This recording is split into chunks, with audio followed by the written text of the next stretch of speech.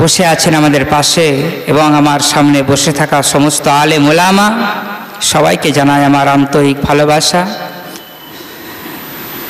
হযরতজির নির্দেশে দুই একটা কথা বলার চেষ্টা করব।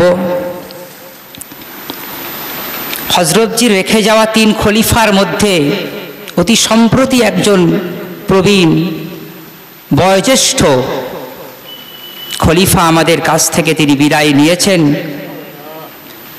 এটা প্রাকৃতিক নীতি। নবী, রসুল, অলি, আবদাল, গৌস, কুতুব কেউ কি জীবনে অমর? অমর তো কেউ নয়। সবাই এসেছে, সবাই চলে যাবে। যদি মৃত্যুর হাত থেকে বাঁচতে কেউ পারতেন তাহলে একমাত্র মহান বিশ্বনবী হযরত মুহাম্মদ সাল্লাল্লাহু আলাইহি ওয়াসাল্লাম সেটা পারতেন। আর তিনি যখন পারেননি, তাহলে এটা আমাদের বুঝে নিতে কোনো সমস্যা নেই যে পৃথিবীতে আর কোনো মানুষ কেউ এটা থেকে বাঁচতে পারে না, সবাইকে মরতে হবে। তাই কবি বলেছেন, জন্মিলে মরিতে হবে, অমর কে কোথা রবে। সবাইকে মরতে হবে। মৃত্যুর তিক্ত স্বাদটা প্রত্যেককেই গ্রহণ করতে হবে, এ থেকে বাঁচার কোনো উপায় নেই। তাই সেক্ষেত্রে আমার খুব মনে হচ্ছিল যে আমাদের মাথার উপর ছাতার মতো মহান আল্লাহ রাব্বুল আলামিন করুণা করে ভালোবেসে এখনো পর্যন্ত যে 2 জন খলিফাকে রেখেছেন, আমাদের পূর্ণরূপে তাদের কাছ থেকে সমস্তটাই নেওয়ার এবং জীবন সুন্দরভাবে গঠন করে নেওয়ার চেষ্টা করার তৌফিক আল্লাহ যেন দান করেন। কারণ পৃথিবীতে মানুষের আয়ু হচ্ছে অত্যন্ত অনিশ্চিত। কেউ বলতে পারে না যে এই পৃথিবীতে তার আয়ু আর কতক্ষণ আছে। এখন যদি ঘড়ির কাঁটায় 12টা বাজে, তাহলে অবশ্যই ঘড়ির কাঁটায় 12টা 1 মিনিট হবেই, কোনো সন্দেহ নেই। কিন্তু ওই 12টা 1 মিনিট আমি দেখতে পাবো কিনা এতে কোনো নিশ্চয়তা দেওয়া যাবে না।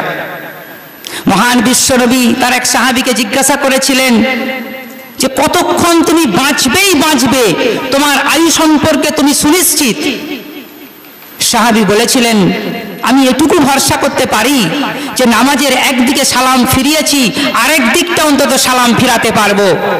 মহান বিশ্বনবী বিরক্ত হয়েছিলেন যে তোমার এত সাহস, তোমার আয়ু সম্পর্কে তুমি এতটা নিশ্চিত? কিন্তু আমি নবী মুহাম্মদ, আমি মনে করি যে আমার এই যে চোখের পাপড়ি দুটো বন্ধ হচ্ছে আর খুলছে, আমি মনে করি ওই পাপড়িটা যে বন্ধ হলো ওটা খুলবে কিনা আমি জানি না।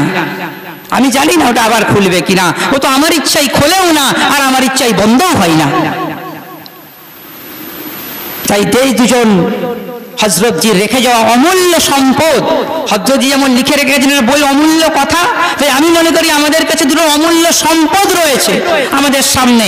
সেই অমূল্য সম্পদের যেন কদর করতে আমরা এতটুকু কুণ্ঠাবোধ না করি, পিছুপা না হয়ে পড়ি।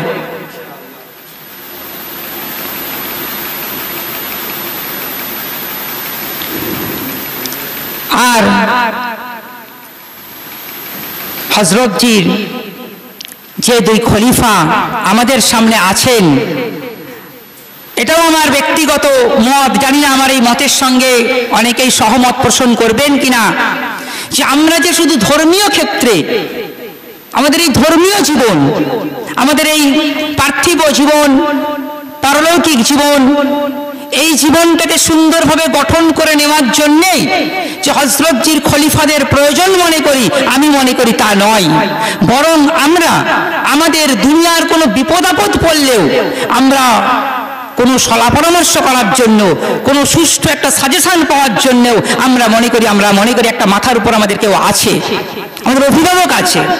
আমাদের দুনিয়ার কোনো বিপদ আপদেও একটা যে আলোচনা করার প্রয়োজন হয়, সেক্ষেত্রে আমি মনে করি আমরা তাদেরকে মাথার উপর একজন অভিভাবক হিসাবে মনে করে থাকি।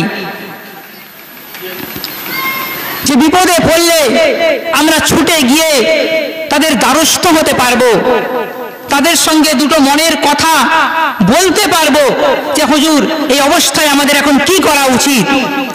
আর তাদের কাছে আমাদের দুয়ার যে আবেদন, বিপদে আপদে পড়ে, সমস্যায় পড়ে, মুসিবতের মধ্যে পড়ে সদা সর্বদা আল্লাহ রাব্বুল আলামিন যেমন বলছেন যে 365 দিন 24 ঘন্টা রাত 3 প্রতিটা সেকেন্ড মিনিট ঘন্টা আমার দরজা খোলা, আমার কাছে তুমি ডাকতে পারো। আমি মনে করি যে আমার হযরতজির যে দুই খলিফা আমাদের কাছে রয়েছেন তাদের দ্বারও বন্ধ নয়, তাদের দরজাও খোলা। আমরা সময় অসময়ে তাদের বিরক্ত করি, সময় অসময়ে তাদের কাছে গিয়ে নানান আবদার করে বসি, তাদের হাজারো শারীরিক অসুস্থতা সত্ত্বেও তারা আমাদের আবদার ফিরিয়ে দিতে পারেন না। আমি তো আমার হযরতজিকে দেখলাম যে হযরতজি যখন চোখ কাটিয়েছিলেন তো আব্বা আমাকে বললেন যে হযরতজিকে একটু দেখে আয় কেমন কি আছেন। তো আমি হযরতজিকে দেখতে গিয়ে দেখলাম দরজা বন্ধ। হযরতজি নিজেই অসুস্থ, উনি উলুবেড়িয়াতে অন্য একজন মানুষের কাছে তার শরীর অসুস্থ হওয়ার জন্য তার বাড়িতে গিয়ে বসে আছেন, তার জন্য দোয়া করছেন। আমি বসে দেখছিলাম যে হযরতজি একটু পরে ডাক্তার দেখাতে যাবেন, এমন সময় কেউ এসে বলছে হুজুর আমার পিঠে ব্যথা হয়েছে।